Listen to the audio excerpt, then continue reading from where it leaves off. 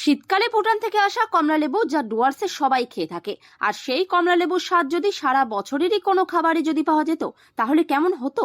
এই ভাবনা থেকেই ননিবাবু কমলালেবুর রস এবং ছানা মিশিয়ে নতুন ধরনের এক মিষ্টি তৈরি করেন, যা স্বাদে কমলালেবুর কথা মনে করিয়ে দেয়। আর তার থেকেই ননিবাবুর শুরু হলো সেই কমলালেবুর স্বাদে পরিপূর্ণ মিষ্টি কমলাভোগ। প্রথম 61টি মিষ্টি তৈরি করা হয়েছিল। এরপর থেকেই ননিবাবুর শুরু হয় হাজারে হাজারে তৈরি করা এই মিষ্টি, যা ডুয়ার্স এলেই পর্যটকরা খেতে খুবই পছন্দ করেন। বর্তমানে ননিবাবু আর নেই, তবে তার ছেলে নীতিশ পাল এই দোকানের দেখভাল করে যাচ্ছেন। তিনি জানান, একসময় এই মিষ্টি স্বাদ নিয়েছেন প্রাক্তন রাষ্ট্রপতি প্রণব মুখোপাধ্যায়। আজও আসল কমলা দিয়েই তৈরি হচ্ছে এই মিষ্টি। এই মিষ্টিতে কোনো কৃত্রিম রং বা এসেন্স ব্যবহার করা হয় না। এই মিষ্টিতে সারা বছর কমলা মেলে না, তাই কমলার মৌসুমে সংরক্ষণ করে রাখা হয় কমলা লেবু। কোনো কারণে কমলার রস নষ্ট হয়ে গেলে কমলার বাকল দিয়েই তৈরি করা হয় এই মিষ্টি। এমনটা জানা যাচ্ছে আপনাদের এখানে যে মিষ্টিটা তৈরি কমলা লেবু, হ্যাঁ, বিশাল এক নাম, কি বলবেন? প্রথমে তো আপনাকে আন্তরিক ধন্যবাদ যে আপনি একটা খবরের ভিত্তিতে আমাদের এই ক্ষুদ্র প্রতিষ্ঠানে এসেছেন। আমরা প্রায় দীর্ঘ 80 বছর ধরে আমাদের এই প্রতিষ্ঠানটা চালিয়ে যাচ্ছি। আমার বাবা স্বর্গীয় ননী গোপাল পাল, যার নামে বেসিক্যালি আমরা দোকানটা উৎসর্গ করেছি। আমি তার উত্তরসূরি হিসেবে দাঁড়িয়ে থেকে আজকের দিনেও এই মিষ্টিটাকে মানুষের সেই জায়গায় পৌঁছানোর চেষ্টা করছি যেই জায়গা থেকে আমার বাবা স্বর্গীয় ননী পাল এই ব্যবসাটা শুরু করেছিলেন। যে কমলাভোগটা আজকে সুখ্যাতির চরম পর্যায়ে এসে পৌঁছেছে, মানুষের কাছে যে প্রত্যাশা এবং আশার জায়গা তৈরি করেছে, সেই জায়গাটা থেকে এটা আমরা খুব গর্বিত। যে আমি ব্যক্তিগতভাবে গর্বিত যে আমাদের প্রাক্তন রাষ্ট্রপতি স্বর্গীয় যিনি প্রণব মুখোপাধ্যায় সরকারি অনুষ্ঠানে হাসি মারাতে একটি অনুষ্ঠানে এসেছিলেন, মানে তার সাক্ষাৎ আমি পাইনি, কিন্তু তার কন্যা তার সাক্ষাৎ আমি পেয়েছিলাম 10 মিনিটে। তাকেও আমি সেই মিষ্টি আমাদের এই কমলাভোগ এবং তার সঙ্গে আমাদের জলদাপাড়া ন্যাশনাল পার্ক, আপনারা জানেন, একটা বিখ্যাত পর্যটন কেন্দ্র, যাকে কেন্দ্র করে বিভিন্ন ধরনের পর্যটকরা আমাদের এই মাদারিহাট এই অঞ্চলে এসে বসবাস করছে, তাকে কেন্দ্র করে পর্যটনের একটা প্রসার। সেই জায়গাটা থেকে দাঁড়িয়ে থেকে আমাদের প্রাক্তন রাষ্ট্রপতি যখন একটা সরকার অনুষ্ঠানে এখানে এসেছিলেন হাসি মারাতে, তিনি এখানে রাত্রি যাপন করেন জলদাপাড়া টুরিস্ট লজে। তা আমি তার সাক্ষাৎ না পেলেও তার কন্যার সাক্ষাৎ পেয়েছিলাম এবং তাকে আমাদের এই কমলাভোগ দিয়ে আপ্লুত করতে পেরেছিলাম। তিনি আমাকে বলেছিলেন দিল্লিতে গেলে উনি আমার এই পেটেন্টের ব্যবস্থাটা করে দেবেন, যে পেটেন্ট। কিন্তু অ্যাকচুয়ালি পারিবারিকভাবে আমরা এই মিষ্টি ব্যবসাটাকে ওইভাবে এগিয়ে নিয়ে যেতে পারিনি। আমাদের পরিবারের সদস্য সংখ্যাটা দিনে দিন কমে যাচ্ছে। আমি একদম উত্তরসূরি, আজকে লাস্ট। তো আজকে এখনও পর্যন্ত বাবার সেই খ্যাতিটাকে ধরে রাখার আপ্রাণ চেষ্টা করে চলছি। তো প্রথম কথা সেটা হচ্ছে যে যেই জায়গাটা থেকে বাবা এই মিষ্টিটা শুরু করেছিলেন, বেসিক্যালি কমলাভোগ, কমলার যে রস, যেটা বেসিক্যালি ভুটান থেকে কমলাটা নামতো টোটোপাড়া হয়ে। আজকে যে টোটোপাড়া করিডোরটা ভুটান গভর্নমেন্ট অলরেডি বন্ধ করে দিয়েছে। এখন যেটুকু কমলা নামছে সেই বাকলটা হয়তো সেই স্বাদের না হলে গন্ধটা সেই জায়গায় এখনও দাঁড়িয়ে আছে।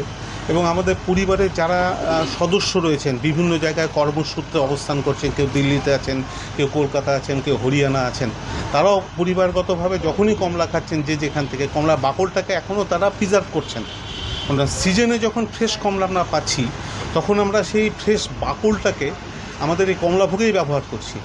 যখনই দেখুন কমলাভোগের এই বাকলটা আর পাওয়া যাচ্ছে না, অর্থাৎ কমলাটা যখন আর বাজারে অ্যাভেলেবেল নয়, সেই বাকলটাকে আমরা প্রিজার্ভ করছি পরিবারতন্ত্রভাবে আমরা সেই বাকলটাকে প্রিজার্ভ করছি এবং প্রিজার্ভ করে এই কমলাভোগের পরবর্তীতে যখন কমলাভোগ তৈরি করছি, তখন সেই বাকলটাকে আমরা ব্যবহার করছি কমলাভোগের ক্ষেত্রে। এটাই আমাদের একটা ট্র্যাডিশন, ঐতিহ্য।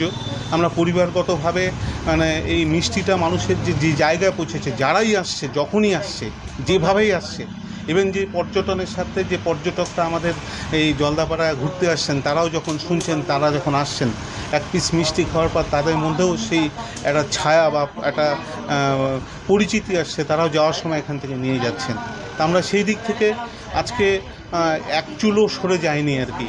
যে মিষ্টিটা যেই মান এবং খ্যাতি, কিছু কিছু সময় হয়তো আপনার একটুখানি হেরফের হয়, মানে পরিস্থিতিতে। আজকে দুধ আমরা যেই কোয়ালিটির বা যেই মানের দুধ আগে পেতাম, সেই মানের দুধ এখন আজকের দিনে অনেক সময় পাই না। তা সত্ত্বেও আমরা মিষ্টির কোয়ালিটি থেকে এক মুহূর্ত সরে যাইনি আর কি।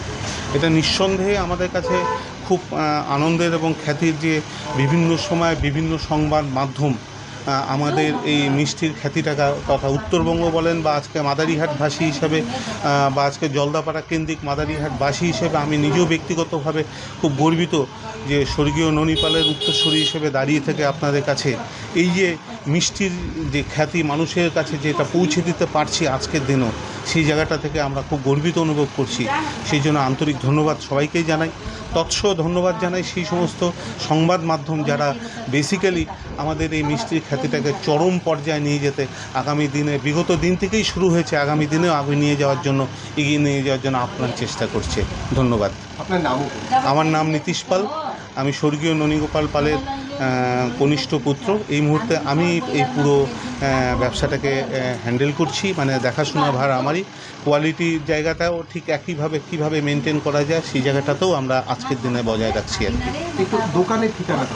দোকানের ঠিকানাটা হচ্ছে একদম এই মুহূর্তে অবিভক্ত জলপাইগুড়ি জেলাটাকে বিভক্ত করা হয়েছে আলিপুরদুয়ার জেলাতে। আলিপুরদুয়ার জেলার মাদারিহাট বীরপাড়া ব্লকের সদর মাদারিহাট, এবং ঠিক সেন্ট্রাল ব্যাংকের উল্টো দিকে আমাদের একটি প্রতিষ্ঠান ননিপাল সুইটস, যেই নামটা আমাদের প্রতিষ্ঠান।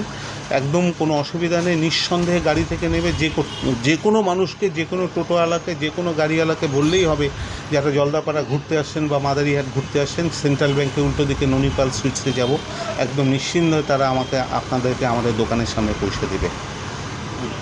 ক্ষতিকারক প্লাস্টিকের ক্যারিব্যাগ বর্জনের নির্দেশ দিয়েছে সরকার। চারিদিকে চলছে সচেতনতামূলক প্রচার কর্মসূচি। রায়গঞ্জেও তার ব্যতিক্রম নেই। ক্ষতিকারক প্লাস্টিক পরিবেশকে চরমভাবে দূষিত করছে, এর থেকে নিস্তার চাই। তাহলে উপায় কি?